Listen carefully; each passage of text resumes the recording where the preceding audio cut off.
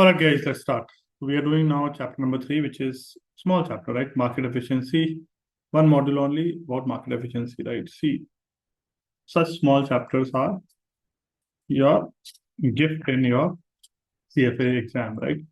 Because these are completed quite fast, and also the questions are asked are generally easy. And again, you save time, right? So when we talk about this chapter, market efficiency, this particular topic or this particular module, right? We're trying to answer a very important question. Do market prices reflect the true value of securities quickly and properly or not, right? That is the heart of your market efficiency, right? Why this matters in CFA and your real life? Because this topic is important because it connects your directly to your how investors make money, whether active management works or not, whether undervalued or overall securities can be found, and when passive investing makes more sense, right? From the real life perspective, suppose some big news comes out about a company like earnings beat your expectations or a new product succeeds or a fraud is discovered, right? This question is, it's very important to understand does the stock price adjust immediately and correctly? If yes, market is efficient. If not, someone may exploit that gap. So this chapter is really about the battle between your price and true value, right? So let's dig deeper and understand more, right? Fine. Now, this particular topic, right? This particular topic has kind of, 12 subtopics. This module has 12 subtopics, right? Okay. So, yeah. So, that is what we have. And so, this module is structured very logically, right? Let's understand the flow, right? Topic number 1 is about your market efficiency concept. First, we define what an efficient market is. Topic number 2 is market value, intrinsic value. Then we compare your market price to true or intrinsic value. Then this is very critical because efficiency is really about whether these two are close or not, or market price or your true or intrinsic value, right? So that is very, very important to understand. Okay. So then we have your market efficiency factors, what makes a market more or less efficient, things like speed of information, trading costs, number of analysts, transparency, right? So that we have. Topic number 4 is about 3 forms of market efficiency, very, very important for CFA, your weak form efficiency, your semi-strong form, your strong form. This is a classic exam area, right? Then topic number 5 is about your implications of market efficiency. What does efficiency mean for your investors and portfolio manager? Topic number 6 is about active versus passive portfolio management. If markets are efficient, passive wins more often. If markets are inefficient, active managers may add value. Topic number 7 to 10 is about your market anomalies.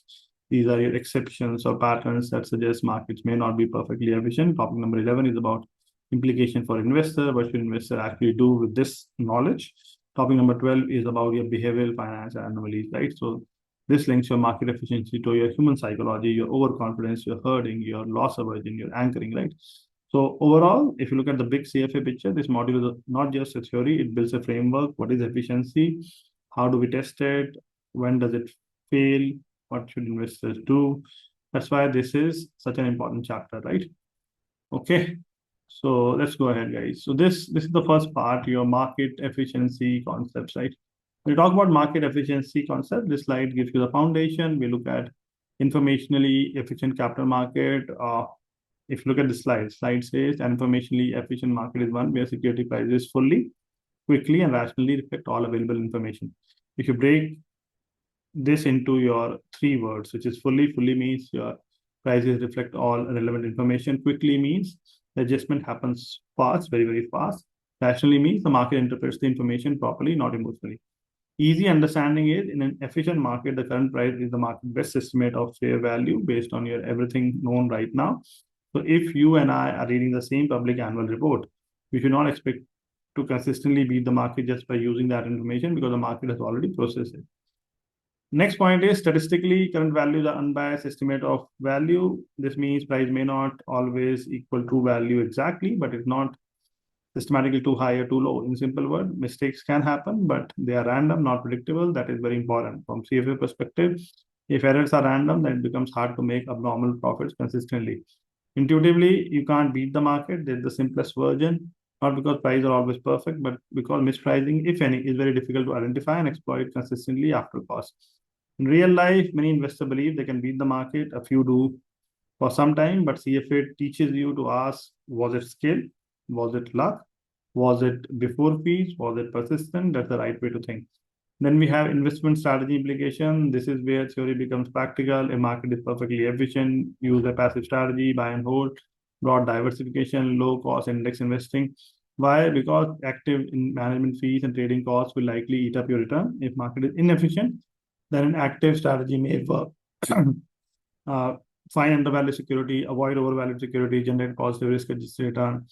The important CFA nuance here is the question is not whether some investors can outperform once. The real question is whether they can do it consistently after risk adjusted, after cost, right? Then you are measuring your market efficiency. The slide says efficiency can be measured by the lag between your information release and price reflection. This is your excellent intuition. Short lag is equal to more efficient. The faster prices absorb information, the more efficient the market is. For example, foreign exchange markets are often cited as highly efficient because information gets reflected very fast. Long lag is equal to less efficient. If prices react slowly, information traders may profit. From the real life perspective, suppose a company announces your unexpectedly strong earnings. In an efficient market, the stock price jumps almost immediately. In a less efficient market, it may adjust slowly over hours or days. This slow adjustment creates opportunity. And what moves your prices? Only news and unexpected information moves your prices. This is one of the most important ideas in finance. Why? Because expected information is already priced in. Uh, Example which is given the slide is that 45% earning increase. Good news if market expected only 20%. Bad news if market expected 70%. No news if 40% was already expected. The intuition here is that market respond not to the number itself, but to the difference between the actual outcome and the expected outcome. That is why two companies can both post profit growth, but one stock rises, other kind of falls, right? So the idea appears again and again in your equity valuation, your fixed income, your derivatives, your macro and portfolio management, because markets trade on surprise, not just the data. That's very important to understand. Okay. A lot of theory. Please keep listening and keep doing. Then we get into the next part, which is market value, intrinsic value. This slide is extremely important again because students often confuse these two. See, market value is simply the current price at which the asset is trading in the market, right?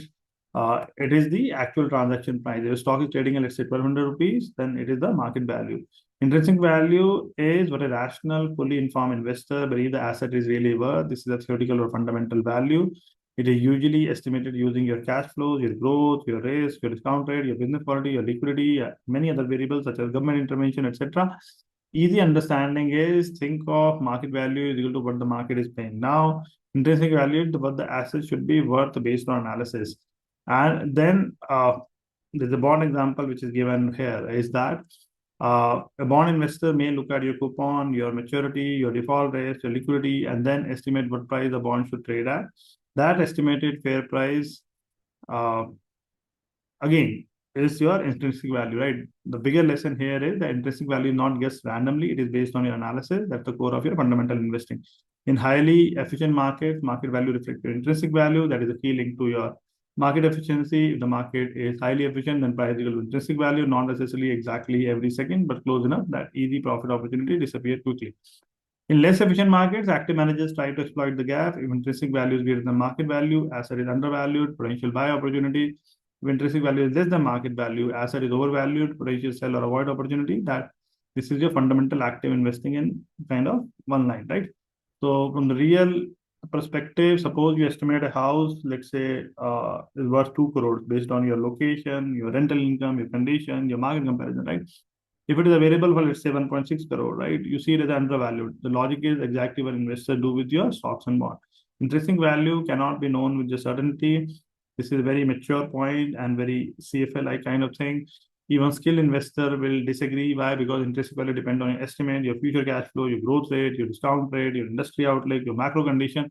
These are your uncertainties, right? So it's not necessarily two people will agree here. Important idea is intrinsic value is not a fact. It is somewhere. It's an estimate. Whether the market exists at all. If everyone knew true value with certainty, there would be far less disagreement and much less trading. Intrinsic value changes when new information arrives. This is very subtle but very important. Intrinsic value is not fixed forever, right? If earning outlook changes, cost of capital changes, risk changes, regulation changes, demand collapses, then intrinsic value changes too. So both price and intrinsic value are moving target. From CFA perspective, this matters in all valuation topic. Valuation is dynamic, not static. Very, very important to understand.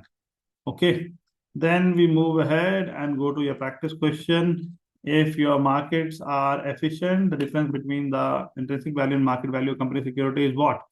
Will it be negative, it's zero, or positive? It will be zero, right? It will be zero. Why it is zero? Right? It will be zero. The reason is that in efficient market, the market price should reflect the intrinsic value. So market value is equal to intrinsic value. Hence the difference zero, right? Do not overcomplicate it. This is not saying your prices are magically perfect every millisecond in real life. It's testing the basic theoretical idea. Efficient market, price reflects your value, right? So B is correct very, very easily, right? So this is done. Then we go into your next question, which is the intrinsic value of an undervalued asset. The intrinsic value of an undervalued asset is what? See, we are looking for intrinsic value of an undervalued asset. See, intrinsic value of undervalued asset is greater than the asset's market value, right? Why? Because an asset is undervalued when your intrinsic value is greater than market value. In other words, the asset is worth more than what the market is currently charging. So undervalued is worth more than the price. Overvalued actually worth less than the price. That's simple, right? So very, very easy. Undervalued is the estimated true worth. Market value is the current trading price. If intrinsic value is higher than the market value, then the asset is undervalued, right? Remember that. Very, very simple. Okay. This is done. That's why I told you, right? This is not so difficult chapter, right? Once you understand. Question number 3, the market value of an undervalued asset. Again, it's the flip side of that. The market value of underlying valued asset is value at which an asset can currently be bought and sold, right? This is again B, right? Very simple. Market value always means the current transaction price. It does not matter whether the asset is undervalued, overvalued, fair valued, right? Market value is equal to actual trading price. Intrinsic value is the estimated fundamental worth. Right? Option C, equal to the present value of all assets expected cash flow. That describes your intrinsic value. So that's not the answer. Greater than the asset intrinsic value, right? Not necessarily, right? Market value greater than the asset's intrinsic value. No, right? Undervalued means your intrinsic value is actually higher than the your what you say the the market value, right? That's the whole idea, right? B is the answer. Okay. Then we get into your market efficiency factors, right? So when we go into your market efficiency factors, please understand this is one of the most practical slide in the entire chapter. Now we move from what is market efficiency to what actually makes a market efficient or inefficient, right? So the idea which is discussed here is very simple, is that markets are not perfectly efficient. This is the most important thing to understand. Markets are not perfectly efficient. Markets are not completely inefficient also. They lie somewhere in between. Why this matter? Because CFA is very realistic.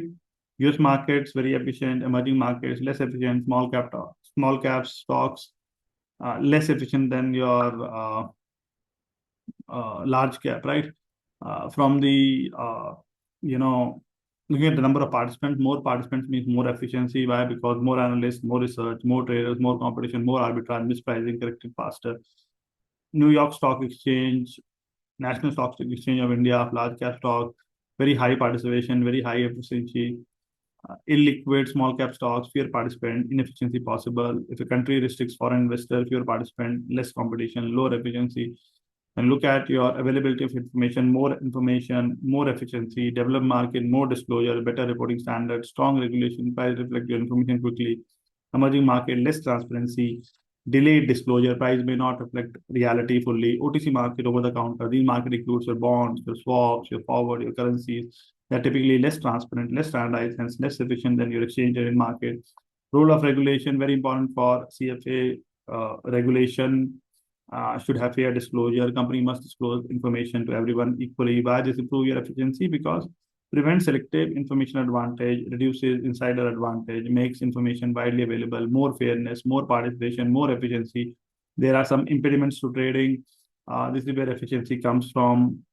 Buying cheap in one place, selling expensive in another. Arbitrage helps correct prices, improve efficiency. What blocks your arbitrage is your high transaction cost, your brokerage fees, your taxes, your slippages. If costs are high, arbitrage not profitable, inefficiency remains.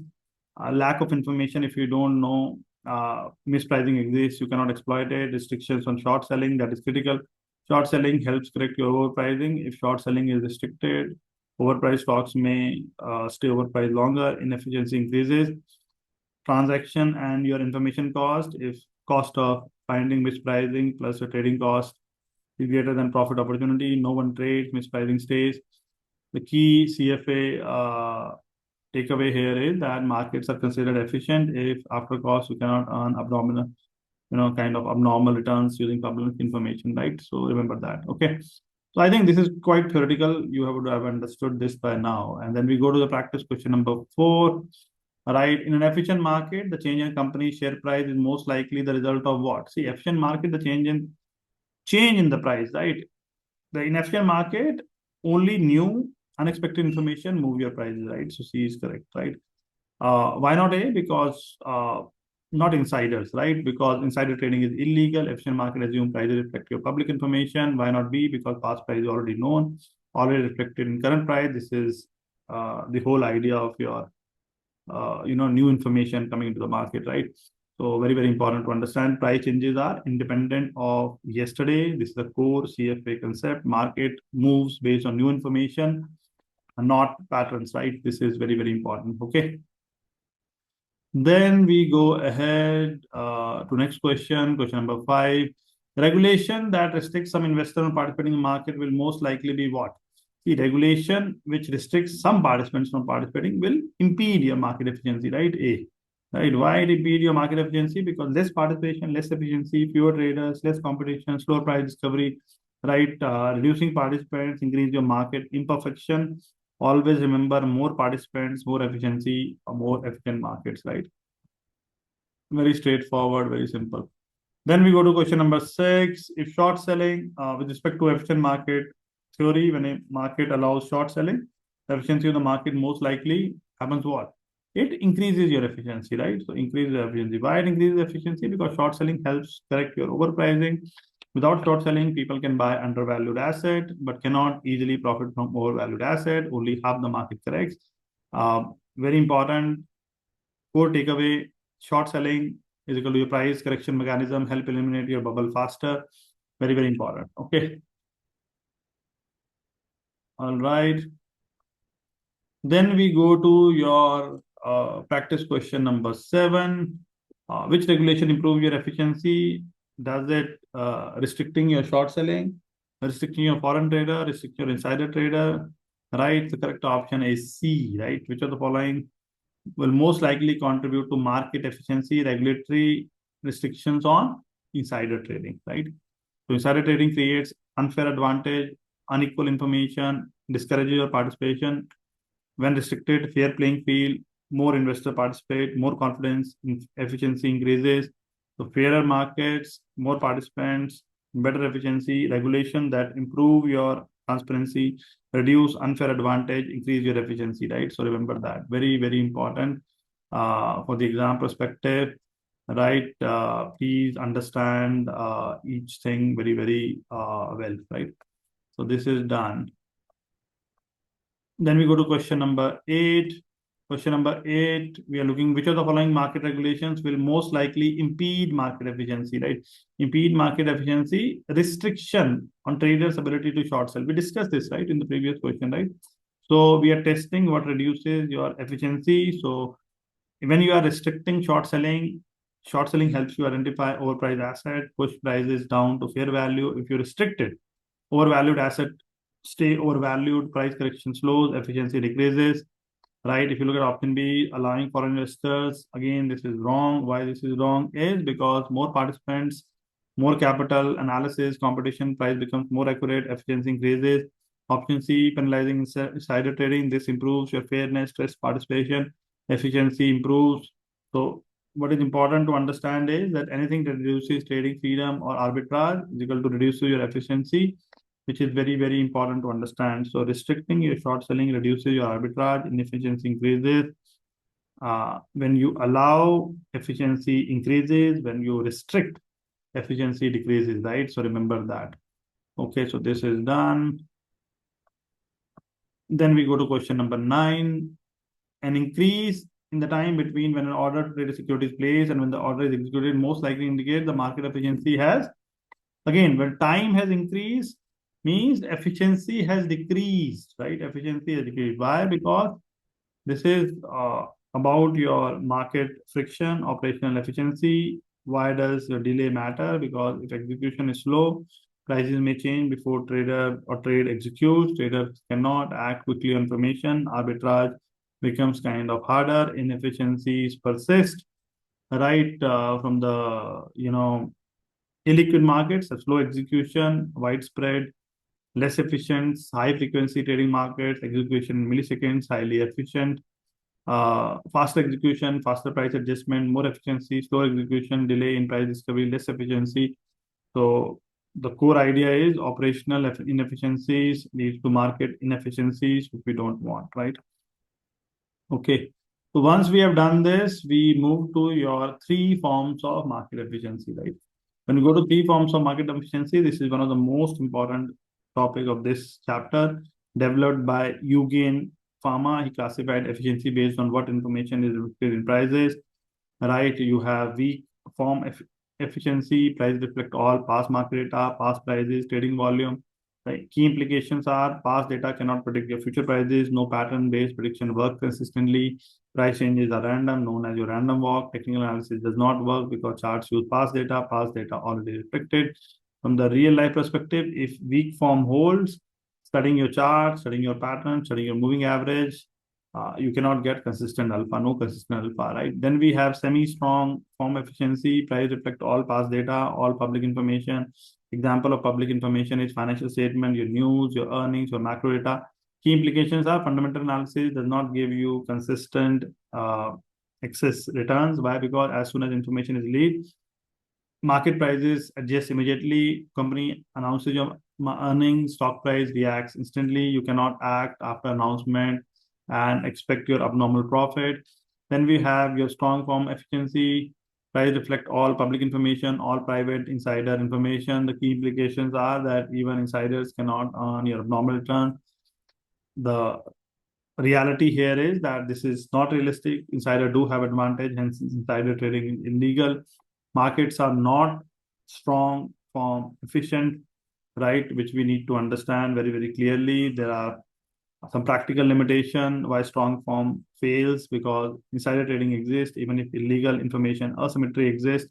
So strong form efficiency is unrealistic. So weak is your past data, semi-strong is your public information, strong is all information, right? So we need to understand that. Once we have understood this, we can go to the questions.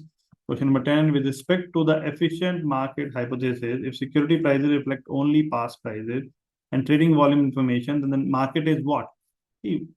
If you are reflecting only past price, right, then it's a weak form, right? Right, because only past market data is reflected. This is the definition of weak form. Weak form, past prices or volume. Semi-strong, all public information. Strong is public as well as your private information, right? So weak form is the past market data only, right? So that is what we have done. Then we go into next one, which is question number 11.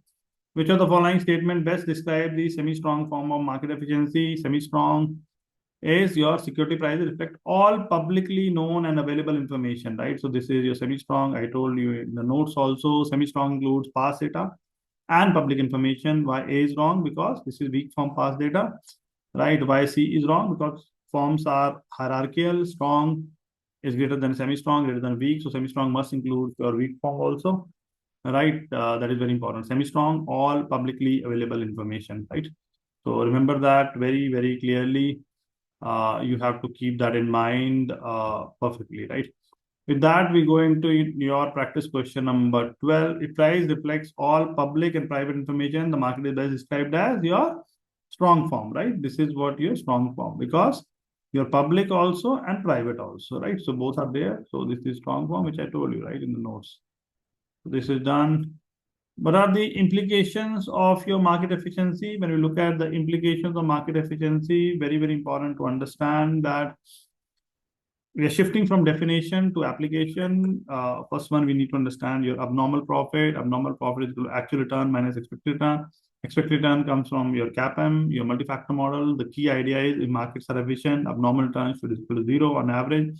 There's a test of efficiency. Investors consistently earn abnormal returns greater than zero. Then efficient market hypothesis is rejected. Then we have deep intuition. Markets are efficient only if you cannot systematically beat them after adjusting for risk. Then we look at the weak form efficiency and technical analysis. What is technical analysis? You use your charts, your pattern, your historical prices. Efficient market hypothesis implication is if weak form hold, past data already priced in, technical analysis should not work. So evidence also is there. Developed market mostly does not work. Emerging market, sometimes it works. So why exception? Because emerging markets have low liquidity, your slower information flow, behavioral biases, inefficiencies exist. Even if it works, you must account for your transaction costs, your data costs, your execution costs. So weak form kills your technical analysis, which we need to understand, right? Once we understand that weak form, then we go into the next one, which is semi-strong and applications or implications for fundamental analysis. What is fundamental analysis? Use your earnings, your ratios, your macro data, your public information from the efficient market hypothesis. If semi-strong holds, all public info already priced. Fundamental analysis should not give abnormal returns.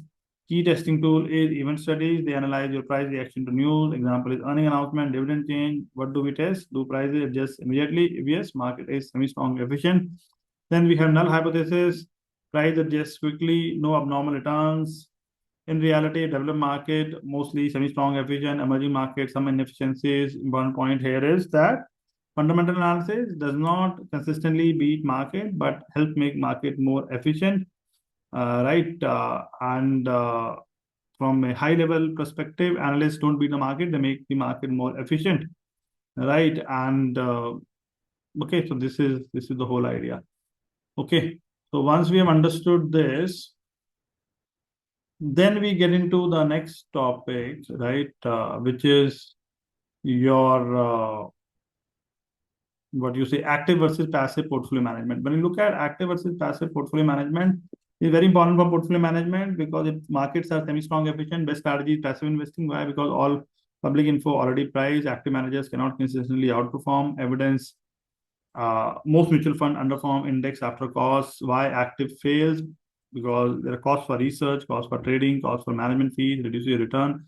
The key idea is before cost may be equal, after cost active losses. But do portfolio managers add value? Yes, not equally through your stock picking, but portfolio construction, your risk return optimization, your asset allocation, equity versus debt versus alternatives, your diversification, your tax efficiency. Passive beats active on average. Please keep that in mind, right? Okay. Then we go into your practice question. If markets are semi-strong, efficient, standard fundamental analysis, we yield abnormal trading profits that are zero, right? Equal to zero. Why zero? Because all public information already priced, no extra profit possible, semi-strong, abnormal return zero. Core idea is fundamental analysis is not equal to alpha in efficient markets. In markets are, semi-strong, efficient, right? You don't get abnormal trading profits, right?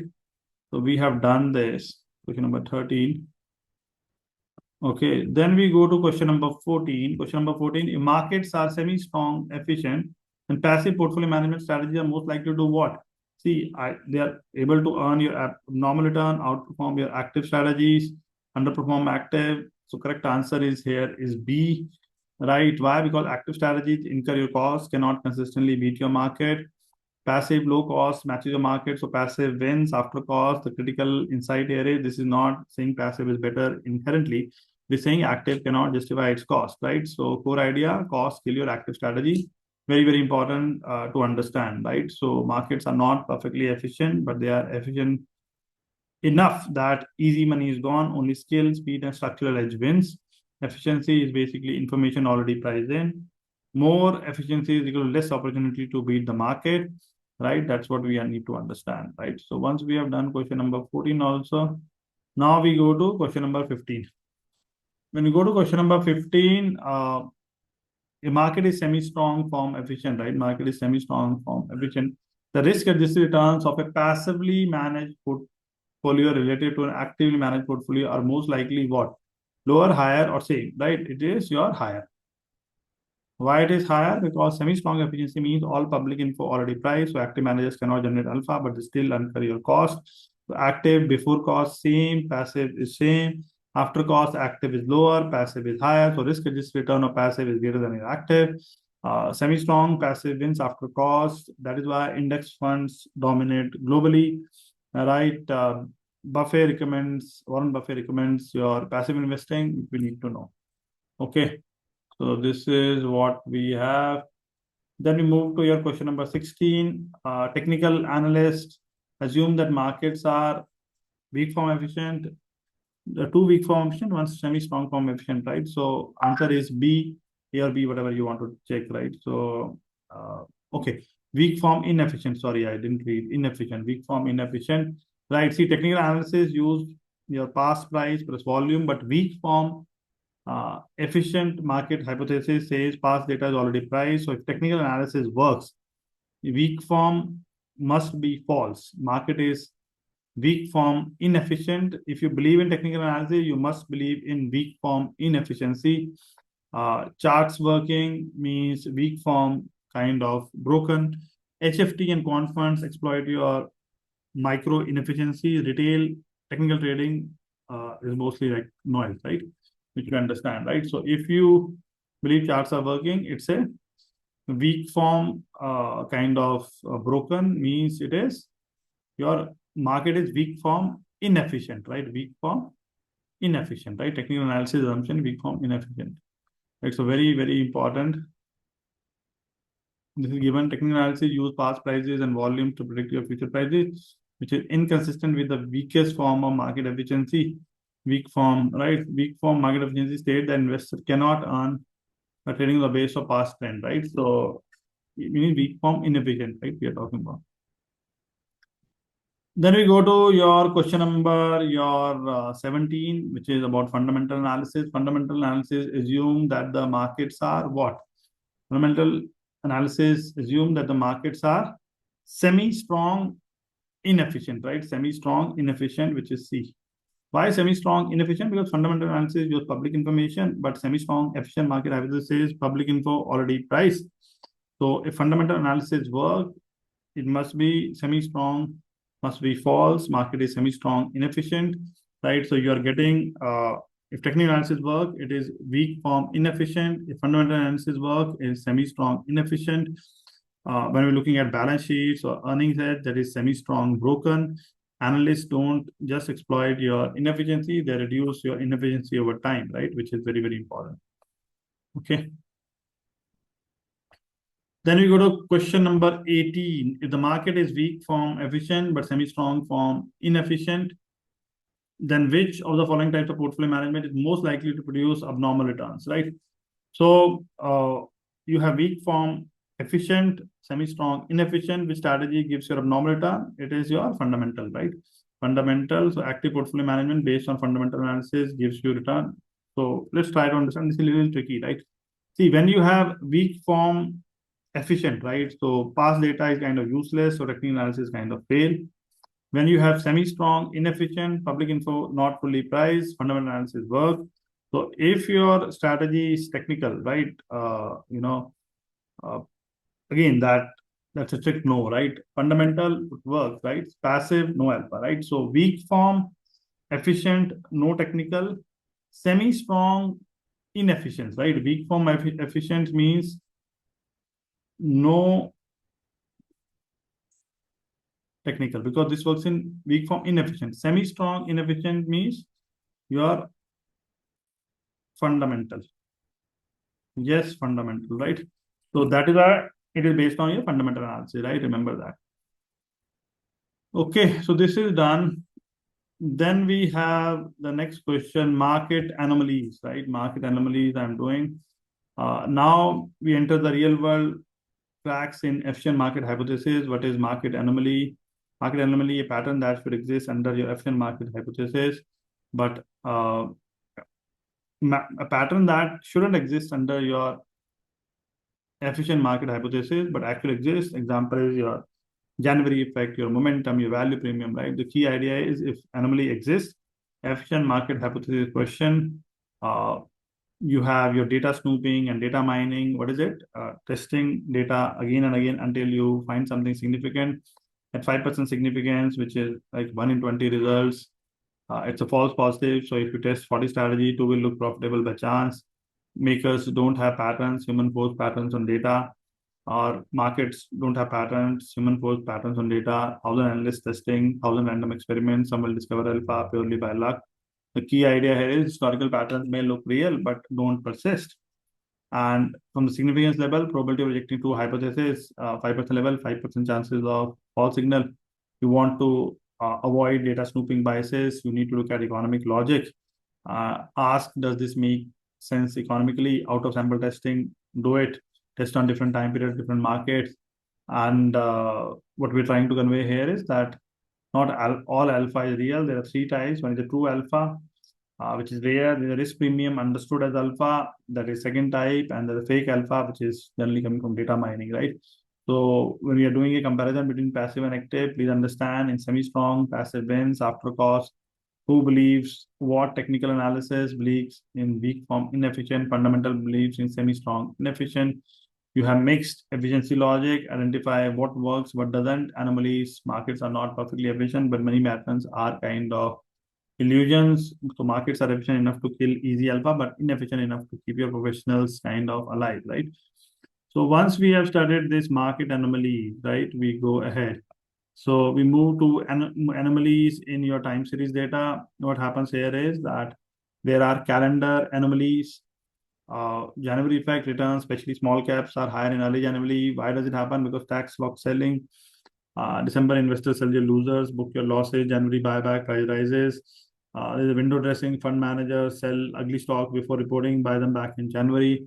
The important insight here is this explanation explain partially, do not fully justify the anomaly, and after adjustment, January effect weakens over time. So other calendar effects are your turn off month, meaning your returns are greater than near month end, day of week, Monday returns are lower, weekend effect, Friday higher, Monday lower, holiday effect, pre-holiday returns higher. From the exam perspective, most calendar anomalies disappear over time, arbitrage away, which is very, very important to understand. Okay, so that is one. Then once we have seen this, we move to your overreaction and momentum anomalies. What is the overreaction and momentum anomalies? Basically, overreaction effect, long-term reversal, past losers, future winner, past winners, underperform, horizon 3 to 5 years, momentum effect, short-term kind of continuation, winners keep winning, loser keep losing, horizon is short-term, right? The big conflict here is that same market shows momentum, continuation, reversal, mean reversion. Why do they exist? Because behavioral reasons, overreaction to news, underreaction to information, counter arguments is statistical flaws, data mining, momentum may be rational, risk premium. For example, please remember that momentum gives you a particular direction, overreaction gives you mean diversion. It's very important to understand. Okay. Then once we have studied that, we move to your anomalies in cross-sectional data. So basically now instead of time, we compare stock versus stock. So there's a size effect, right? Small cap is greater than large cap, but later studies not consistent, likely random or arbitrage away. Value effect, very important. Value stack outperform growth. Value is equal to low P, low market by book, high dividend yield. Why this is important? Because you are using public information, so violate your semi-strong efficient market hypothesis. Counter agreement is that not anomaly but hidden risk premium. From the exam perspective, value premium is equal to anomaly or risk compensation, which is very important to understand. Okay. So once we have done that, we move to your question or topic number 10, which is other anomalies. When you look at other anomalies, so close-end fund, trade at discount to NAV shouldn't happen. Arbitrage should fix. Why it exists? Because there are fees, there are taxes, illiquidity, but still not fully explained. Earning announcement, drift, very important. Price don't adjust instantly. What happens is positive surprise, price keep on rising, negative surprise, price keep on falling. Key idea is market reacts slowly, violate semi-strong, efficient market hypothesis. Strategy is equal to buy positive surprise, sell negative surprise, transaction cost, kills profit, risk adjustment issues. Then you have IPO anomaly, short term, it's kind of underpriced.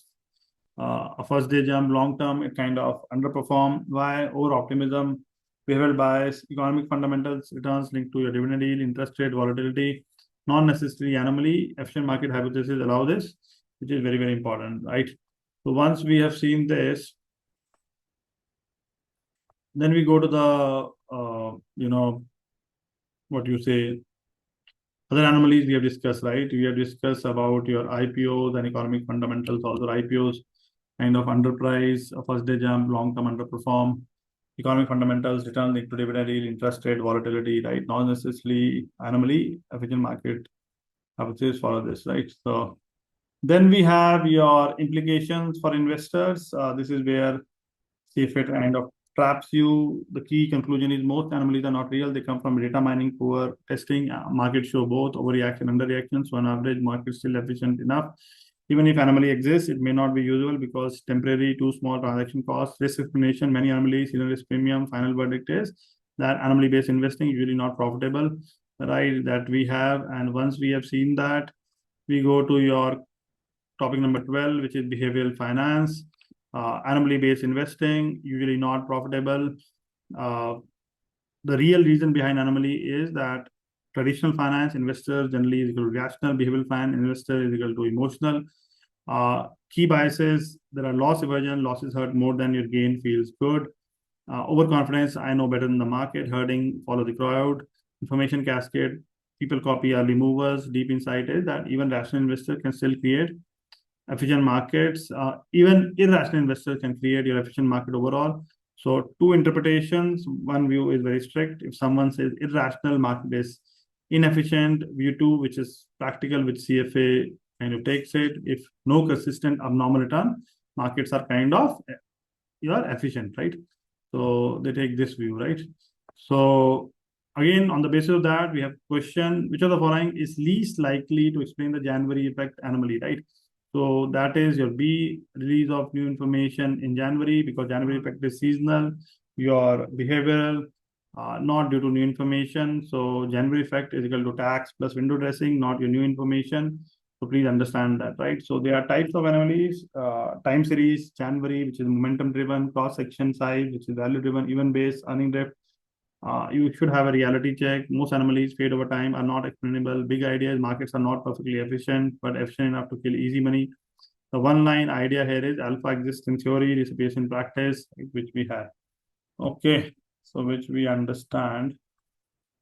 Then we go to question number 20, right? Question number 20, if a researcher conducts your empirical test of a trading strategy using time series of returns, finds statistically significant abnormal returns, then the researcher has most likely found, right? So the reason for that is market anomaly, right?